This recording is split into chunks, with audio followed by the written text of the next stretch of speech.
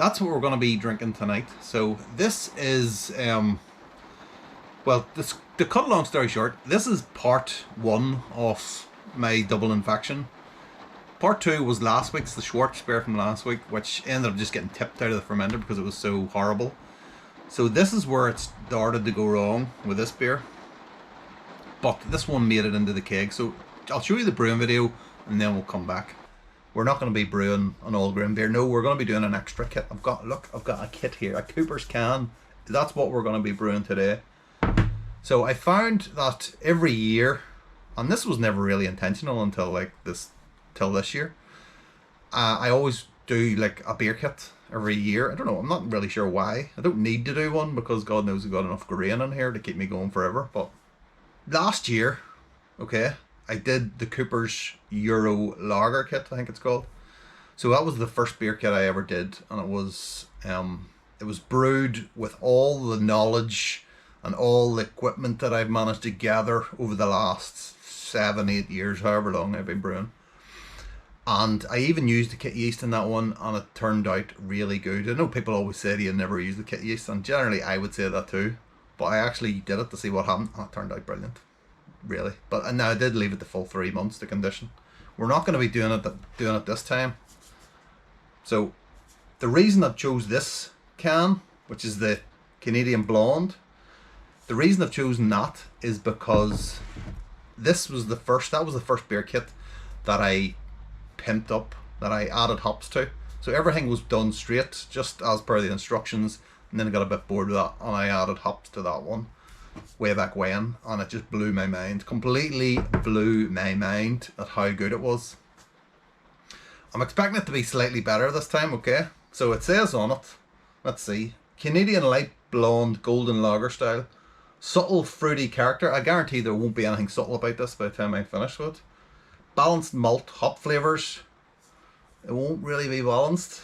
And a fresh clean finish. So that's what it says on the tin. So let's have a look inside. We've got, I'm not going to be using that this time. I think I'm going to go with something better. There doesn't seem to be any real instructions. Maybe the instructions are inside. Okay, hold on. There we go. So I'm looking to see what this kit's supposed to finish at, and then I'll know what to do. So original gravity will be 1038. So 1030, that's only going to be about 4% or so. So this is for is this a 23 litre batch? So the plan here is, as I say, I've got 10 litres on the go in there. Now you don't necessarily need 10 litres. The reason I've got 10 litres is because I'm going to do a hop stand on it. So I've got my dry malt extract, I've got 1 kilo there, and I've got another half a kilo there. So I might just throw the whole lot into it. We'll try and get it up to 5%. So the plan is to use Cascade like I did that first time, but instead of, I think I used 20 grams in the dry hop only the last time, and that blew my mind. I don't know that that's gonna blow my mind this time. So we're gonna go with 50 grams in the flame out for the flavour. You get a little bit of aroma off that as well, but I find it a lot more of the flavour, and then I'm going to dry hop it with another 50 grams. That's 100 grams. It's like a pack of hops. That's okay, isn't it? So yeah, that is the plan. So 10 litres, we'll do a hop stand. 75 degrees is my normal hop stand temperature. I pick 75 because then I've got 5 degrees either way, where it's not going to matter, make a difference if it drops lower or if it's a little bit higher. It doesn't really matter in terms of like IBUs and what you're getting off the hops. So we'll boil it, we'll get this in, let it boil for a couple of minutes, we'll get this in, we'll mix it all together. Hopefully by that time the temperature will have dropped down to 75. The thermometer on the RoboBrew will tell us what we're at anyway, and then we will throw in our hops. We'll do a hop stand, so we'll just throw in the hops, leave them there for 20 minutes ish, usually what I'll do it for, and then we'll top it up with water, cold water. Hopefully that'll bring us down towards pitching temperature, which will be anything below 30. We'll get our yeast in, I'll show you that at the end, and that's it. Okay, so we got our spray malt going in first, the kilo. Let's just toss it in.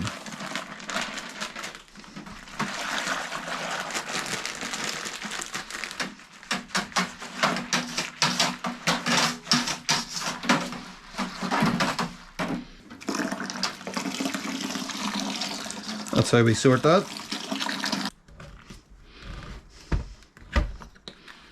Oh my god, the magic can. It's so magic it won't actually open. I think this is the first fermenter I ever had, which that beer was brewed in. Now it's just used for stuff like that. A bin.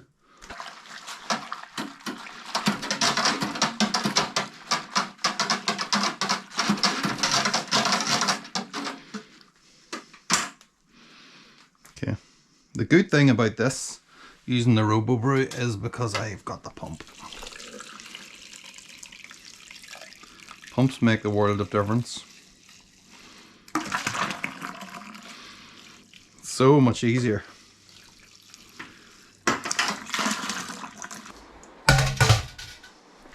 Okay, I've had this hop bag sanitizing in Star San in the fermenter.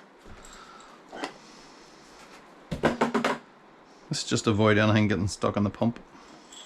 I mean, it probably won't, but this is the Robo Brew though, and not the Grandfather, so let's not trust it. Brand new bag as well too. So, okay, that is gonna be 20 minutes, and then we're sitting at what, 70 degrees. Okay, I forgot about this one. There's like half a kilo left. So, the hops are already in there. Let's not worry about that. It's not ideal, but let's have a look at the yeast. See what we've got, see what we're going to put in. Because I don't know what that is, but I think I'll be just chucking that into a brew at the end of the boil as some kind of yeast nutrient type thing. Farmhouse Saison, we shall not be using that. It's more summertime. Philly Sour, we'll not be using that as another summer one. Bavarian Wheat, it's another summer one. Got a load of lager yeast. Don't think we're going to do lager. I don't think. There's another, look, some Kvike, Hornindal. Probably not do the Kvike. I've done a Kvike. There's one in the Keezer now. There's a couple of packets of this. Clipper. That might be the one. New England Ale yeast. Suitable for a hoppy beer requiring that tropical aroma. It's not. If I had kind of thought ahead, using that, I might have used a different hop, the Cascade, which is not tropical. But that's a possibility, okay? Because I've got like 4 packs on that I've got some Irish Ale yeast. No, we're not going to use that. And then, of course, right at the bottom, the trusty California Common. So this is kind of the go-to yeast for me. So yeah, I think probably that or that. Crisp lager steam beer type, which is what that was, the Canadian Blonde on the can. So that would be more suitable. But I'm kind of coming around to the idea of using that. I mean, I do like a clear beer. I like it clear and I like it fizzy. That's going to be cloudy and not tropical, but I think I might actually go with this, you know. I think we might actually go with that and see what it's like, because I use that California Common all the time. So yeah, I'm interested to see what this is. I'm not sniffy. See, when it comes to beer kits, extract beer kits, stuff like this, I'm not sniffy at all. Now, a lot of people are, but I am absolutely not. I do appreciate where I've come from in terms of brewing. Long time ago, and we started off with the Cooper's kits, and then we went over to like pimping up the kits is what we're doing now. So that was the next step along the way. I did actually try to use, like, to do proper extract brewing at one point. I think for one brew, cans of extract, and just I never enjoyed it. So then I made the jump over to brew in a bag, all grain, brew in a bag. And I was there for a long time, loved it. So easy to do. After that then we got the Robo Brew, which is a step up. And then of course I ended going back to brewing a bag in the Robo Brew, which is weird, but yeah. And then we got the Grainfather G40, which is another step up still. So it's just been little steps along the way, starting from the Cooper's kits. So, you know, I mean, there's people I see and it's like they've never brewed anything before, and then suddenly they've got all this amazing equipment. It's like, what? Because that doesn't compute with me, because I need to, you know, start at the bottom and work my way up, rather than just going straight in at the top. Good luck to them, like anyone who does that. Good luck to you. But it's not for me. I need to do years worth of apprenticeship. Actual experience. I never learn anything from books. I prefer the experience. Job experience, that type of thing. Actually doing the stuff. Making the mistakes rather than reading about the mistakes. That's me. Let's get the pump on. See if we can get it oxygenated. And we'll get the rest of that stuff in. And we'll hope for the best. How's that sound?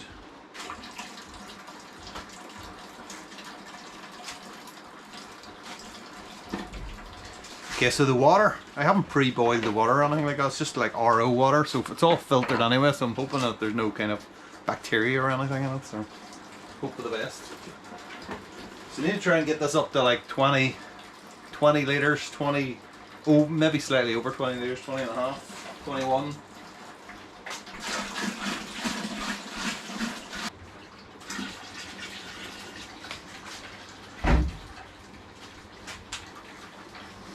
Okay, that looks alright. In terms of temperature then, what are we like? 60 degrees. That's not went well. 60 degrees or what? Whew, okay. We'll just let that go for a while, I think. Shall we have another beer? Bye. So let us then transfer from there to there. Pump off. Also put the pump up full, which it wasn't at before. Let's loosen that. Turn it around. There we go. Make sure the top is closed on the fermenter. Yes, definitely closed. Let's not get caught out again. Pump on. It's a cold fermenter as well too. So we should get down. Let's see what it's like after we get all that in there. We'll maybe knock another 10 degrees off it. That's closer. We can get to 30, then we'll pitch it 30. If not, we'll just let it sit.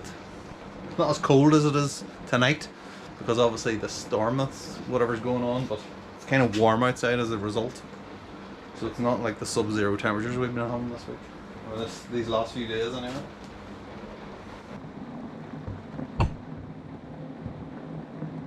Okay, so that is it down there. I've put the probe from the ink bird in to see what temperature it's at.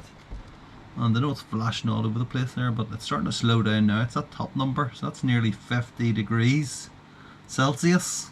So, with hindsight, I obviously should have either used the chiller, but you can hear that rain outside, I'm not going out there. Or I could have just let it run through with a pump a bit longer, but hopefully that's as bad as it gets. There it is there. It doesn't really look like a blonde beer either. Now obviously if it's a kit, then you don't know how long they've been sitting in that can for, and I mean, it gets darker, doesn't it, with age, so I dare say that is what's happened there. But yeah, that is not, doesn't look like a blonde, it looks more like an amber beer, doesn't it? Really? Well, an IPA colour.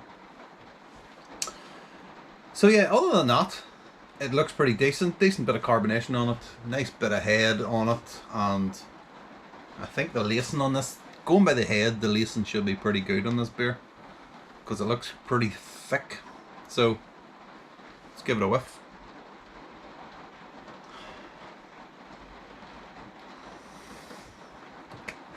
Okay, there was 50 grams of Cascade went into it.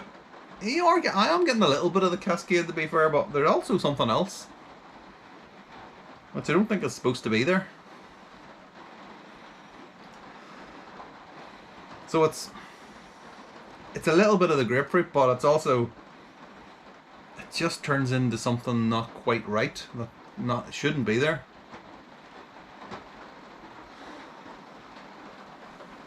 Okay.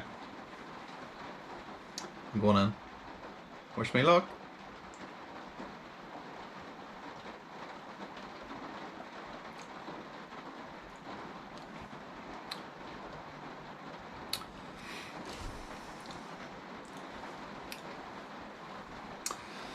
Yeah. Yeah. It's still the same. It's this strange thing where you drink it and initially it tastes actually quite not terrible, but then on the back end there's that kind of, it's like a subtle antiseptic type of taste. But it's not disgusting. It's not like you would immediately just throw it out like it did with the other beer. But it's definitely not supposed to be there. But it's not bad enough to throw away. At least not yet, anyway. Now, I do have another beer, a proper beer, in the keg now. So I've basically got 2 kegs plus that oak mess still in there. So it will remain to see how much of this I'm actually going to drink, but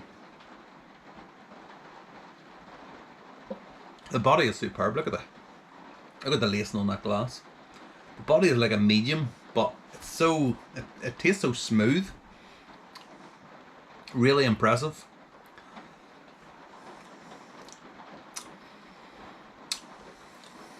It's just that taste on the back end, that antiseptic taste. That is disappointing. And as for the flavour, I'm getting this. It's like a kind of apple taste. I don't know if that's just the kind of kit taste you get with the extract kits, and it's maybe young or something like that. And I think it fades with time. From memory, it fades with time, but that's the kind of thing I'm getting. So it's that kind of appley taste. Not really getting too much of the hops. So an appley taste, lovely body on it, goes down, and then after it goes down, you get that little antiseptic taste. So, I mean, look at that lacing. I mean, God Almighty, look at that. Whoa, like a pint of Guinness.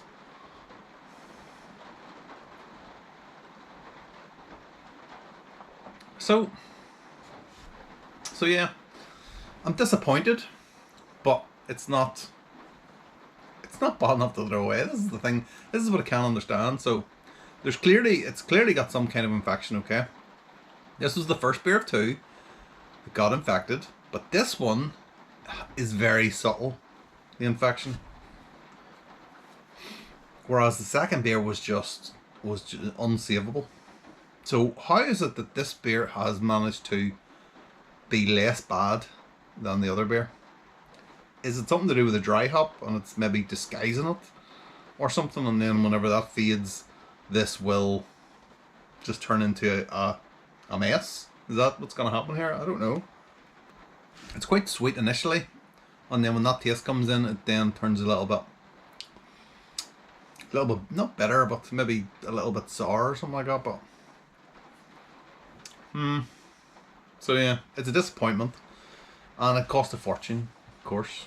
When you think about the price of the kit itself, which is like 15 quid, the dry malt extract is something like, I don't know what it is, £6-7 for a kilo, and I use 1.5 kilos.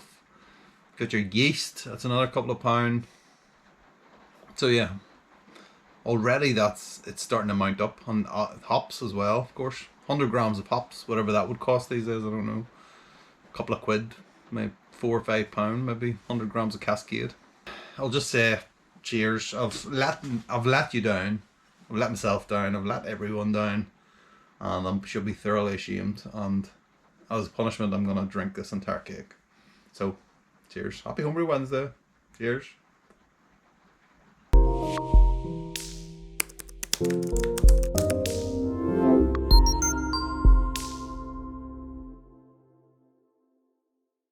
Okay, I'm back.